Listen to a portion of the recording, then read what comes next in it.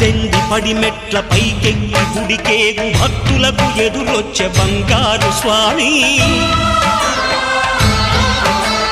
ఇరుముడులు స్పృశించి శుభమనుచు దీవించి జన బృందముల చేరే జగమేలు స్వామి తన భక్తులనరిల్చు తప్పులకు తడబడి ఒక పక్క ఒరిగెన ఓంకారమూర్తి